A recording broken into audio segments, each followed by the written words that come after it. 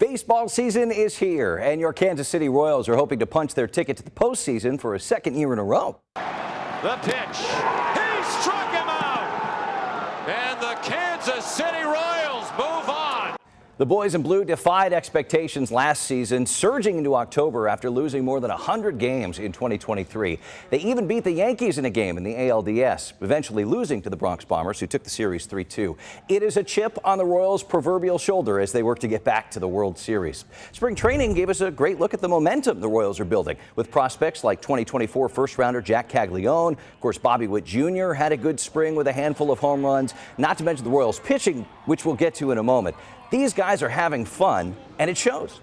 I think a lot of the guys on the team have, developed that in seeing winning baseball. That changes a lot of people's mindsets. They want to be part of a team that wins.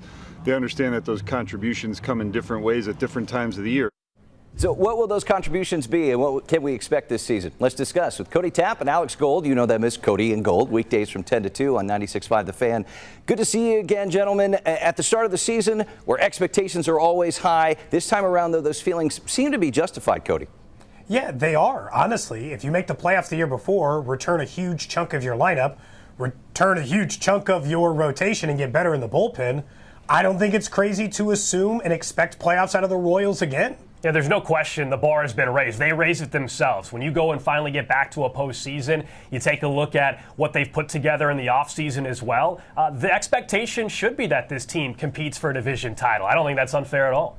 Much of the talk in spring training, rightfully so, was of Jack Caglione, who had a great spring training. This double threat that the Royals picked up last year, showed out in Arizona. How long, guys, before you think we see him at the K? I know fans want him up as soon as possible, but I do think we got to have some patience, right? I mean, this is a kid that, while he's out of college, he's not a high school prospect. It still takes some time. He's got, 20-plus games or so in the minor leagues right now, and so there's some things that you need to get able to figure it out at the plate, and he doesn't have a position right now. If you want to play right field, that's the quickest way for him probably to get up to the big leagues. So you need him to learn right field. I think we're going to have to wait until closer to August. Yeah, if you want to see him this summer, plan a road trip. Don't plan on staying at the K, probably, most likely. Look, everyone likes watching him hit 550-foot home runs. It is fun.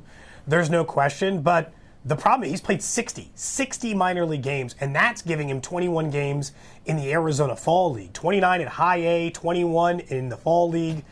That's just not enough games. Most teams, including the Royals, will not call a prospect up that quick. And you can look good in spring. You can look good in a practice. He looks like a baseball player, but he just needs more seasoning before they get him to the bigs. Yeah, for sure. Get a bigger sample size here. The Royals made some big offseason moves. Cody, what caught your eye? India is obviously the biggest one. They so desperately offensively needed someone to get on base. You can see it in every move they've made, even the small ones, right?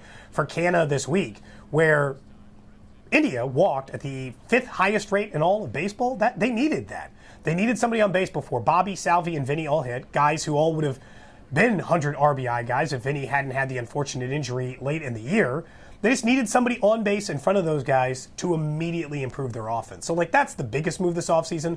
I love some of the bullpen stuff, too, but, I just can't ignore the fact that they were a mediocre offense and address their biggest weakness. That's a huge thing. Yeah, that's a good point. Alex, let's talk about the bullpen. Pitching was a problem for years. Last year, a marked improvement on what we've seen. Can the rotation keep that going?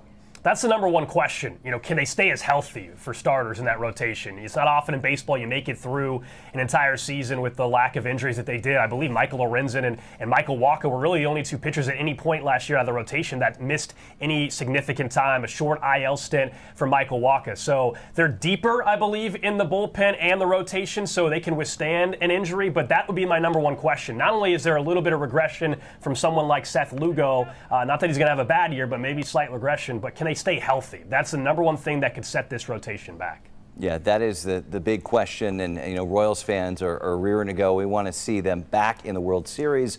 We'll see what happens. Cody and Gold from 96.5 The Fans. Thanks, guys. Enjoy the season. Count on KNBC 9 News and Sports to follow the Royals every step of the way. From injury updates to interviews with players and coaches, we'll have it all on air and online at KNBC.com.